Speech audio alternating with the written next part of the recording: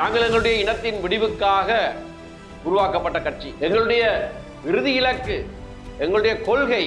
அந்த மாற்றத்தினாலே தங்களுடைய வாழ்க்கையிலே எதுவிதமான மாற்றமும் நிகழப்போவதில்லை என்கின்ற சந்தேகம் இப்பொழுது மக்களுக்கு வந்திருக்கிறது. தமிழ் மக்களுடைய ஆணை எங்களுடைய கைக்கு வந்துவிட்டது. மாற்றம் என்று மக்கள் நினைக்கிற அந்த சலனத்தை தெளிய பண்ணி அதனை விலத்தி சரியான விதத்திலே இந்த உள்ளூராட்சி மன்ற தேர்தல் என்பது பிற்போடப்பட்ட ஒரு தேர்தல். உங்கள் எல்லாருக்கும் தெரிந்தபடியா 15 மாதங்களுக்கு முன்னர் நடந்திருக்க வேண்டிய தேர்தல், 1.5 வருடங்களுக்கு முன்னர் நடந்திருக்க வேண்டிய தேர்தல் காலம் தாழ்த்தி இப்பொழுது நடைபெறுகிறது.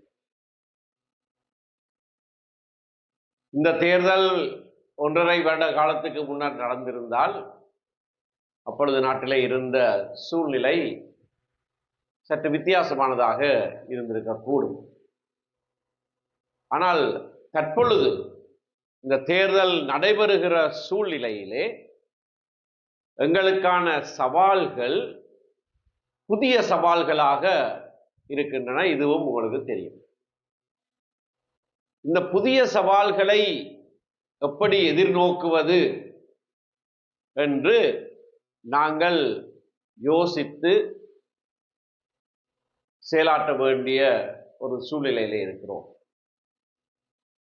மக்கள் மத்தியிலே பாரம்பரிய கட்சிகளுக்கு எதிரான ஒரு மனப்பாங்கு உருவாகி இருக்கிறது. அது இலங்கை தமிழரசு கட்சி என்று அல்ல. இலங்கை தமிழரசு கட்சிக்கு எதிரான அப்படியான மனப்பாங்கு ஒன்று இருப்பதாக நான் அறியவில்லை. ஆனால்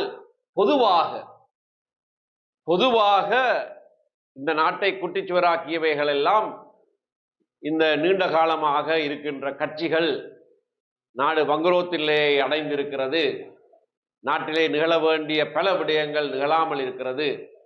ஒரு மாற்றம், அடிப்படையான மாற்றம் வேண்டும் என்று மக்கள் அங்கலாய்க்கிற ஒரு சூழ்நிலையிலே தான் சென்ற சில மாதங்களுக்கு முன்பதாக பாரிய மாற்றங்கள் நிகழ்ந்திருக்கின்றன.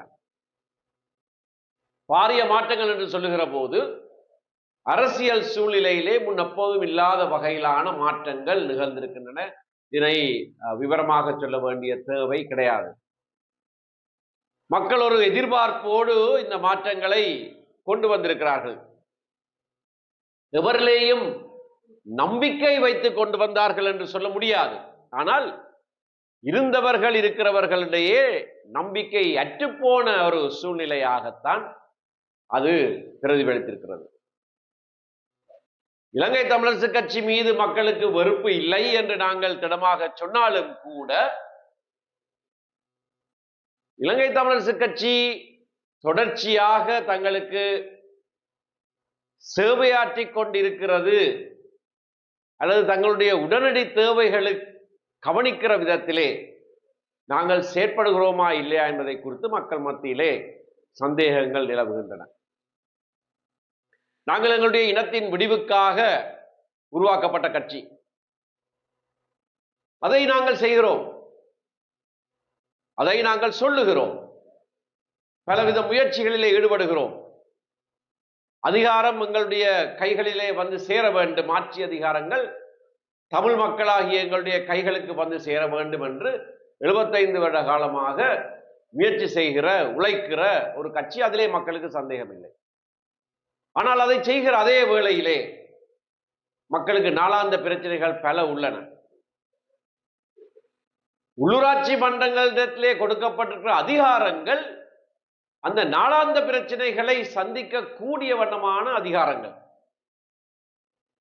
ஆகையினால் தான் தலைவர் சொன்னதைப் போல உள்ளாட்சி மன்றங்களுக்கு உரிய அதிகாரங்கள் எவை என்பதை சரியாக அறிந்து அதை நாங்கள் செயற்படுத்துகிற போது அதிகார பகிர்வு உயர்மட்டத்திலே கோருகிற நாங்கள் அடிமட்டத்திலேயும் மக்களுடைய நாளாந்த பிரச்சனைகள் சம்பந்தமான விடயங்களிலே அதிகாரங்கள் எங்களுடைய கைகளிலே வருகிற போது அதை திறம்பட செயலாற்றுகிறவர்கள் நாங்கள் என்பதை மக்களுக்கு நாங்கள் காண்பிக்க வேண்டும்.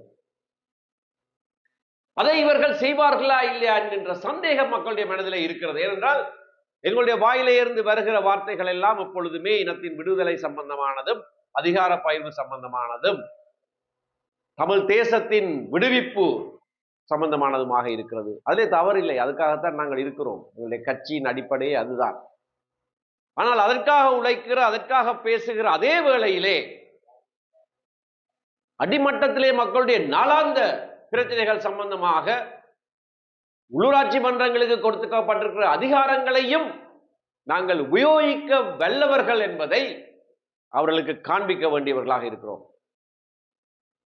இந்த அதிகாரங்களை நாங்கள் கையாள தெரியாதவர்கள் என்று மக்கள் நினைத்தால் அரசியல் அதிகாரங்களை கேட்பதிலே பிரயோஜனம் இல்லை என்ற முடிவுக்கும் அவர்கள் வரலாம். சிறிய விடயங்களிலே நாங்கள் செயலாற்றுவோமாக இருந்தால் ஆம், பெரிய விடயங்களையும் இவர்களுடைய கையிலே நாங்கள் கொடுக்க முடியும், அந்த பொறுப்பை இவர்களிடத்திலே கொடுக்க முடியும் என்று மக்கள் நம்புவார்கள். ஆகையினாலே தான் உள்ளூராட்சி மன்றங்களிலே அதிகாரங்கள் இருக்கின்றன. இது நாங்கள் கேட்டு பெற வேண்டிய விடயங்கள் அல்ல. மாகாண சபைக்கு நாங்கள் அதிகாரங்களை கேட்டு பெற வேண்டும். ஒரு சமஷ்டி முறையான ஆட்சி முறைக்கு நாங்கள் உழைக்கிறோம். ஆனால் உள்ளூராட்சி மன்றங்கள் சம்பந்தமாக இருக்கிற அதிகாரங்களை நாங்கள் உபயோகிப்போமாக இருந்தாலே அது மக்களுக்கு நாளாந்த அடிப்படை சேவைகளை கொடுக்கிறதாக இருக்கும். ஆகவே இந்த இரண்டு மட்டங்களையும் நாங்கள் ஓரளவுக்காவது பிரித்து அறிந்து மக்களிடத்திலே செல்ல வேண்டும் என்பது என்னுடைய சிந்தனை. எங்களுடைய இறுதி இலக்கு, எங்களுடைய கொள்கை, அவற்றை தெளிவாக நாங்கள் சொல்ல வேண்டும், அதற்காக உழைக்க வேண்டும். ஆனால் அதே நேரத்திலே ஏற்கனவே கொடுத்திருக்கிறதான அதிகாரங்களை பொறுப்போடு சரியான விதத்திலே நாங்கள் உபயோகித்து செயலிலே காண்பிக்க வேண்டும். இப்பொழுது தேர்தல் வருகிறது. தேர்தலுக்கு பிறகுதான் உள்ளூராட்சி மன்றங்களுடைய ஆட்சிகள் அமைக்கப்படும். ஆகவே இப்பொழுது அதை செய்து காட்ட முடியாது. ஆனால் எதை செய்ய போகிறோம், எப்படி செய்ய போகிறோம் என்பதை தெளிவான விதத்திலே மக்கள் மத்தியிலே நாங்கள் சொல்ல கடமைப்பட்டிருக்கிறோம். அவர்களுக்கு புரிய வேண்டும். இவர்களுக்கு தெரியும் இந்த விடயங்கள் தான் இந்த பிரதேசத்திலே தொக்கு நிற்கிற விடயங்கள், இவைதான் கவனிக்கப்பட வேண்டிய விடயங்கள். அவை எப்படி கவனிக்கப்பட வேண்டும், எப்படி தீர்க்கப்பட வேண்டும் என்பதற்கு இவர்களிடத்திலே ஒரு சிந்தனை இருக்கிறது, ஒரு திட்டம் இருக்கிறது. அதை சொல்லுகிறார்கள், ஆகவே செய்வார்கள் என்ற நம்பிக்கை மக்கள் மனதிலே வர வேண்டும். ஆகவே வேட்பாளர்களாக நீங்கள் வீடுகளுக்கு செல்லுகிற போது, சிறிய சிறிய கூட்டங்களிலே மக்களை சந்திக்கிற போது அந்த விடயங்களையும் அவர்களோடு நீங்கள் பேச வேண்டும். அவர்களுக்கு உங்களுடைய திட்டங்களை சொல்ல வேண்டும். சொல்வதற்கு முன்பாக திட்டங்களை வகுக்க வேண்டும். அப்பொழுது மக்கள் மத்தியிலே அந்த நம்பிக்கை வரும். அது ஒரு பக்கம் இருக்க, நான் ஆரம்பத்திலே சொன்னதை போல நாட்டிலே ஒரு மாற்றம் ஒன்று ஏற்பட்டிருக்கிறது. ஒரு பாரிய மாற்றம், சரித்திரத்திலே என்றும் இல்லாத அளவுக்கான ஒரு மாற்றம். ஆனால் அந்த மாற்றத்தினாலே தங்களுடைய வாழ்க்கையிலே எதுவிதமான மாற்றமும் நிகழப்போவதில்லை என்கின்ற சந்தேகம் இப்பொழுது மக்களுக்கு வந்திருக்கிறது. இப்பொழுது வந்துவிட்டது. 6 மாத காலத்துக்குள்ளே நாங்கள் சிலர், அவர்களிலே சிலர் மாற்றத்துக்காக வாக்களித்தார்கள், சிலர் நம்பிக்கையோடு கூட வாக்களித்தார்கள் அந்த மாற்றம் வரும் என்று. ஆனால் அந்த நம்பிக்கை விரயமாகிற வகையிலே, அந்த நம்பிக்கை வீண் போகிற வகையிலே தான் இந்த ஆட்சியும் இந்த சொற்ப காலமாக இருந்தாலும் கூட அவர்கள் செல்லுகிற திசையை பார்த்தால் இந்த நம்பிக்கையும் வீணாய் போகிற நம்பிக்கை என்கின்ற விளக்கம் மக்களுடைய மனதிலே உதித்திருக்கிறது. விசேடமாக தமிழ் மக்களை பொறுத்தவரையிலே ஏற்கனவே சொல்லப்பட்டதை போல நாங்கள் பொறுப்பு கூறல் சம்பந்தமாக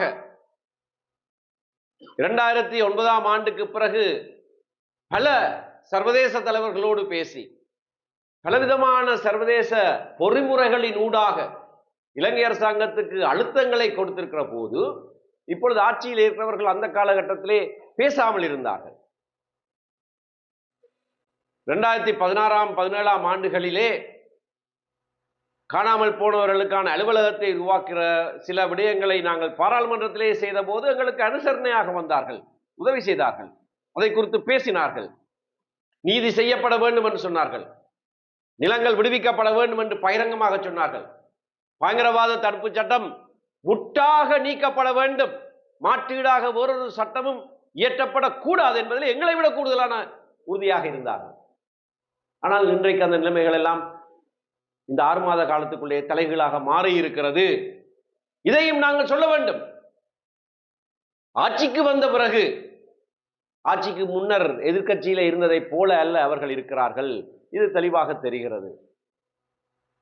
ஆகவே எங்களிலே சிலர் கூட ஏதாவது ஒரு நம்பிக்கையோடு அவர்களுக்கு வாக்களித்திருந்தாலும் அவர்கள் தங்களுடைய நிலைப்பாட்டை இப்பொழுது மாற்ற வேண்டும். அவர்களுக்கு வந்த செய்தி போக வேண்டும். வடக்கு மக்களுடைய ஆணை எங்களிடத்திலே தான் இருக்கிறது என்று கொக்கரிக்கிற அந்த ஆட்சியாளர்களுக்கு இந்த ஒரு சில மாதங்களுக்குள்ளேயே நாங்கள் சரியான செய்தியை சொல்ல வேண்டும்.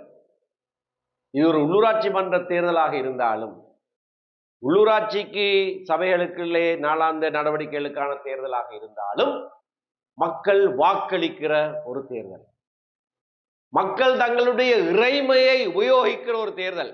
குட்டி தேர்தல் என்று சொல்லுகிறார்கள். குட்டி தேர்தல் தான், ஆனால் தேர்தல். எந்த தேர்தலாக இருந்தாலும் மக்கள் தங்களுடைய இறைமையை உபயோகிக்கிற தருணம் மிகவும் முக்கியமான ஒரு தருணம். ஆகவே அந்த இறைமையை நாங்கள் உபயோகிக்கிற போது உள்ளூராட்சி அதிகாரங்களுக்காக எங்களுடைய கைகளிலேயே அந்த ஆட்சி அதிகாரங்கள் இருக்க வேண்டும் என்று சொல்லி வாக்களிக்கிற அதே வேளையிலே ஆணை ஒன்றும் முழுதாக உங்களிடத்திலே நாங்கள் கொடுத்து விடவில்லை, மக்கள் ஆணையை அப்படியாக நாங்கள் தாரை வார்த்து கொடுத்து விடவில்லை என்ற செய்தியை உரத்து சொல்லுகிற ஒரு தேர்தலாக இது அமைய வேண்டும். தமிழ் மக்களுடைய ஆணை எங்களுடைய கைக்கு வந்து விட்டது, ஆகையினாலே தீர்வு என்னவென்று எங்களுக்கு தெரியும், நாங்கள் சொல்லுகிற தீர்வு தான் மக்கள் எங்களுக்கு கொடுத்த ஆணை மூலமாக சொல்லுகிறோம் என்று அவர்கள் சொல்ல தலைப்படுகிறதை நாங்கள் முளையிலேயே கிள்ளி எறிய வேண்டும், அடியோடு அதனை தகர்த்து விட வேண்டும். அப்படி அல்ல, ஒவ்வொரு காரணங்களுக்காக சிலர் உங்களுக்கு வாக்களித்திருக்கலாம். ஆனால் இந்த 6 மாத காலத்துக்குள்ளேயே உங்களுடைய செயற்பாடுகள் எங்களுடைய அடிப்படை அபிலாஷைகளுக்கு மாறானதாக இருக்கிற போது நாங்கள் எப்படி உங்களிடத்திலே அந்த அதிகாரங்களை கொடுக்க முடியும், எப்படியாக உங்களுக்கு வாக்களிக்க முடியும் என்கின்ற செய்தியை எங்களுடைய வாக்கின் மூலமாக அவர்களுக்கு உணர்த்த வேண்டிய ஒரு தேவை இருக்கிறது. கிழக்கிலே நிலைமை மோசமாக இருக்கிறது, மட்டக்களப்பு மாவட்டத்தை தவிர. என்றால் குடிப்பெரம்பல் அப்படியானது. மட்டக்களப்பு மாவட்டத்திலே நாங்கள் திறமையாக இந்த தடவையும் வெற்றி பெறுவோம் என்கின்ற நம்பிக்கை எங்களுக்கு இருக்கிறது. ஆனால் வடக்கிலே இருக்கிற 5 மாவட்டங்களிலேயும் இருந்து வருகிற செய்தி மிக முக்கியமான செய்தியாக இருக்க வேண்டும். அங்கே பருத்தித்துறை நகர சபையிலே இருந்து வவுனியா தெற்கு பிரதேச சபை வரைக்கும் தமிழ் மக்கள் திட்டத் தெளிவாக எங்கள் மக்கள் ஆணையை நாங்கள் வேறு எவரிடத்திலையும் கொடுத்து விடவில்லை, தமிழரசிடத்தில் மட்டும்தான் கொடுத்திருக்கிறோம் என்கின்ற செய்தி வர வேண்டும். வவுனியா நகர சபை இப்பொழுது மாநகர சபையாக தரம் உயர்த்தப்பட்டிருக்கிறது. இந்த மாநகர சபைகளுடைய ஆட்சி அதிகாரங்கள் மிக முக்கியமானவை. யாழ்ப்பாண மாநகர சபையை குறித்து நாங்கள் மிகவும் கடுமையாக உழைக்கிறோம் என்றால் அதிலே ஒரு அடையாளம் இருக்கிறது, அந்த சொல்லிலேயே ஒரு அடையாளம் இருக்கிறது. அது எங்களுடைய கையிலேயே தொடர்ந்து இருக்க வேண்டும். இது ஒரு எல்லையிலே இருக்கிறது, வடக்கின் எல்லையிலே இருக்கிற மாநகர சபை, மற்ற பிரதேச சபைகள் இதுவரைக்கும் இந்த எல்லை வரைக்கும் வடக்கிலே வாழுகிற தமிழ் மக்கள் தெளிவான சிந்தனையோடு இருக்கிறார்கள். அந்த தெளிவிலே சற்று சலனம் சில மாதங்களுக்கு முன்னர் தென்பட்டிருந்தாலும் அது இப்போது தெளிவு பெற்றுவிட்டது என்ற செய்தி இந்த தேர்தலின் மூலமாக வர வேண்டும். இது அத்தியாவசியம். ஆகையினால்தான் உங்களுடைய உழைப்பு மிக மிக முக்கியமானது. பாராளுமன்ற தேர்தல் வந்தபோது வன்னி தேர்தல் மாவட்டத்திலே 3 நிர்வாக மாவட்டங்களுக்கும் எத்தனை வேட்பாளர்கள்? 9 வேட்பாளர்கள். 9 வேட்பாளர்களும் அவர்களுடைய ஆதரவாளர்களும் தான் பிரச்சாரம் செய்தார். ஆனால் இப்பொழுது வேட்பாளர்களுடைய எண்ணிக்கை வவுனியா மாவட்டத்திலே மட்டும் 99 பேர். 3 மாவட்டங்களுக்கு 9 பேர் இருந்த இடத்திலே இங்கே ஒரு மாவட்டத்துக்கு 99 பேர் இருக்கிறீர்கள். ஒவ்வொரு வாக்காளரையும் ஒவ்வொரு வேட்பாளரும் சந்திக்கக்கூடிய தருணம் இருக்கிறது. ஒரு தடவை அல்ல, பல தடவைகள் சந்திக்கக்கூடிய தருணம் இருக்கிறது. அதை செய்ய வேண்டும். நேரடியாக பேச வேண்டும். அவர்கள் கேட்கிற கேள்விகளுக்கு பதில் சொல்ல வேண்டும். ஆற அமர இருந்து அவர்களுக்கு விளக்கம் சொல்ல வேண்டும். வவுனியா மாவட்டத்தில் இருக்கிற சபைகள் அனைத்தையும் நாங்கள் கைப்பற்றுவதாக இருந்தால் இந்த 99 பேரும் நாளாந்தம் உழைக்க வேண்டும். நாளாந்தம் மக்களை சந்திக்க வேண்டும். ஒரு மாதத்துக்கு மேற்பட்ட கால அவகாசம் இருக்கிறது. முழு மூச்சாக நாங்கள் இயங்குவோமாக இருந்தால் அடிமட்டத்தில் பிரச்சார கூட்டங்கள் அது வேறு. ஆனால் மக்களை நேரடியாக சந்திக்கிற செயற்பாட்டிலே நாங்கள் திறம்பட செயற்படுவோமாக இருந்தால் சகல சபைகளும் எங்களுடைய நிர்வாகத்திற்குள்ளே நாங்கள் கொண்டு வரலாம். மிகப்பெரிய ஒரு செய்தியை அது உலகுக்கு சொல்லும். ஆனால் கொண்டு வருகிற அதே வேளையிலே அந்த சபைகளை நிர்வகிக்கிற முறைமையையும் அந்த அதிகாரங்களை பயன்படுத்துகிற விதத்தையும் மக்களோடு பேசி நாங்கள் அதனை செய்ய வேண்டும். என்றால் இந்த தேர்தலோடு முடிந்து விடுகிற விடயம் அல்ல இது. இந்த தேர்தலுக்கு பிறகு சில மாதங்களுக்கு பிறகு வேறொரு தேர்தல் வரும். அந்த இடைப்பட்ட காலத்திலேயும் உங்களுடைய நிர்வாக திறனை வைத்துத்தான் மக்கள் மதிப்பீடு செய்வார்கள். மாகாண சபையாக இருந்தால் என்ன, அதுக்கு பிறகு வேறு ஏதாவது வந்தாலே அவை உங்களுடைய நிர்வாகத்திறன். தேர்தலிலே வெற்றியடைவது ஒன்று, தேர்தலுக்கு பிறகு சிறப்பாக மக்களுக்கு சேவையாற்றுவது அடுத்தது. ஆகவே மிகவும் மிகுந்த நம்பிக்கையோடு இந்த தேர்தல் களத்திலே நாங்கள் இறங்கி இருக்கிறோம். பெரு வெற்றி ஈட்டி இந்த நாட்டிலே ஏற்பட்டிருக்கிற சலனத்தை, மாற்றம் என்று மக்கள் நினைக்கிற அந்த சலனத்தை தெளிய பண்ணி அதனை விலத்தி சரியான விதத்திலே மீண்டும் ஒரு முறை தமிழ் மக்களுடைய மக்களாணை தமிழரசிடத்திலே மட்டும்தான் இருக்கிறது என்பதை பறைசாற்றி மக்களுக்கு அடிமட்டத்திலே சேவை செய்வதற்கு உங்களுக்கு என்னுடைய வாழ்த்துதல்களை கொடுத்து இந்த சந்தர்ப்பத்துக்கு நன்றி சொல்லி மீள்கிறேன். நன்றி, வணக்கம்.